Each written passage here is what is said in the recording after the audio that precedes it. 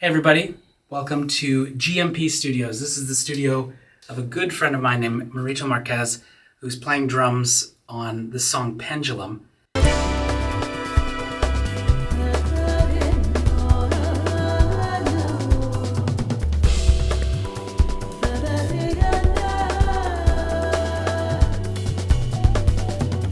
For this record, there have not been too many spaces where we recorded content outside of the main studio at Humber College. But this particular song, I've been sort of going back and forth with Marito, and Ed Hanley, the tabla player, and I have sort of co-composed it. Subhashankaran's singing on it, and I've been, just going back and forth with Marito, trying to find the right vibe to bring it alive. And we finally sort of figured it out, and we're ready to record. 4, 5. That boom, boom, boom. Oh. That dum dum dum. That dum that.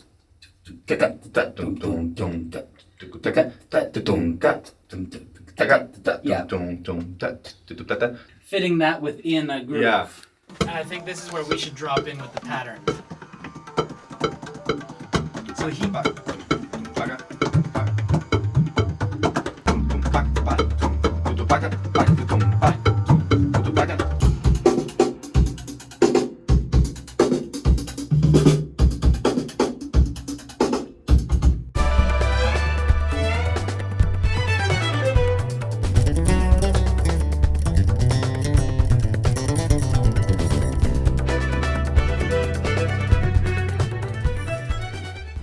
And this is Marito's studio. He records here every day. His kit is always set up, ready to go. And he's got a full cymbal collection, tons of snare drums in the other room. And I just felt like I wanted to come here because this was where we would be the most relaxed and the most creative and not say, oh, I wish I brought this or I wish I brought that. And, at the end of the day, the place that you're going to make music the best is where you should record, always, because the performance is there. And this room sounds great. It's a place that is just set up and dialed in for drum recording. So what we ended up doing from an immersive standpoint is I needed to really think about the space and how I was going to integrate this room into the larger picture of the record, which has been recorded with immersive intent at all times. So when we start up close with the kit, there is LCR for overheads, and this is the Sheps MK4s. Then on close mics for the drums, there's, 441s on snares and 421s on toms. A 184 for a specific splash cymbal that we sort of pulled in. So, some common close mics, similar mics actually that we chose to use for the other drum recordings on this record. There is an M160 on hi-hat just to get it's a hypercardioid ribbon, but it has a nice focus sound, but still kind of rolled off and warm up top, which just blended nicely with the tablas. Then snare drum, top of snare drum is 441, but also a DPA 4021. I use the 4041s all the time, and the 21 sounds amazing. It's just crisp and brings out a certain, just a snap to the drum that I love.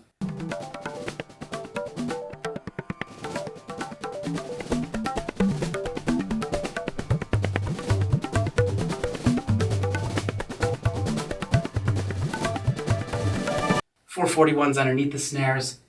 A FET 47 on the front, a Sontronics sub-kick on the front of the kick, an RE20 inside. So, some very common but really robust ways to make close drums. From a room standpoint, here's what we're looking at. So starting by coming out to the R84 for a ribbon mic that just is picking up the kick from a distance. But then this is an SF12, so this is a stereo Royer ribbon mic that's set to Blumlin.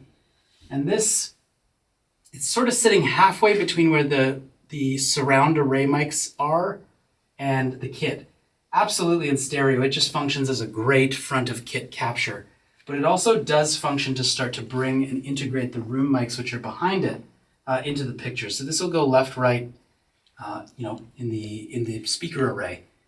Then I followed some consistent things that I've done in the past on this record, which was Cole's 4038s. Now what they're doing is they're facing, left surround, obviously if you look the other way, left surround, right surround, facing away from the drum set towards the wall. So we get the early reflections of the wall, and we actually have the null point at the drums. And I have found this to be a really successful way to have side surround speaker content in a room where you're also going to have close mic content. Because if the calls were faced towards the kit, they would just essentially be room mics and almost feel like overheads at this distance. But they really integrate nicely, and being very, very careful about phase to make sure that it can all play nice. And then in the back, the DPA 4006s are pointed up. And this time I put APE balls, the 40 mils, just to have them be a little less omnidirectional in this space, a little bit more focused, again, just so I could have some more decorrelated content. I didn't really want them to feel like, front of kit stereo mics. This room is not giant, so I really wanted to get some decorrelated information. Then Marito happens to have a USM 69 that he always puts at a beautiful point of the room. It's just sort of hanging down from a great mic stand that's on the ceiling. So I just brought that in, and he's measured that. He's figured out in his room that that's where his kit sounds amazing. So I took that as a cue, and I made the surround mics, so the 4038s and the DPAs, equidistant from it.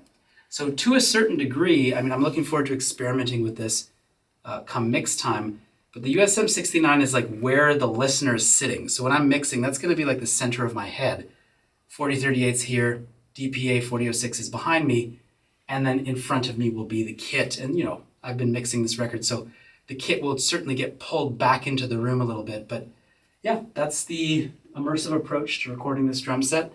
We'll also go in there and just do a quick tour because there was some great gear. Marito has some sweet preamps, great compressors, and this is a pretty drum and bass, almost jungle feeling tune. And so we sort of dialed in some hardware on the way in. So hope you enjoyed. Again, this is GMP Studios recording today with the great Marito Marques. And here we are in the control room at GMP. Again, this room is just dialed in to be able to record kit, and I love how the attention to detail that Marito has put into the equipment that is on hand. Tons of Neve preamps, the 1073 DPXs, so EQs on board, everything. APIs, another Neve rack. Lots of access to all the compressors that you would want to record drums with, mix drums with. So, putting snares through the distressor, putting that SF12 through the Neve here, and then on the back end using an LA2A for the kick, and a great Tube Tech stereo compressor, sort of separating it into mono for a crush mic and also some bottom of snare material. So it's just awesome to be able to be here and dial in a kit with all the processing that you want in real time, and working with someone who's A, just playing it so well, but B, also is an amazing engineer himself. So yeah, pretty excited with how the sounds came out.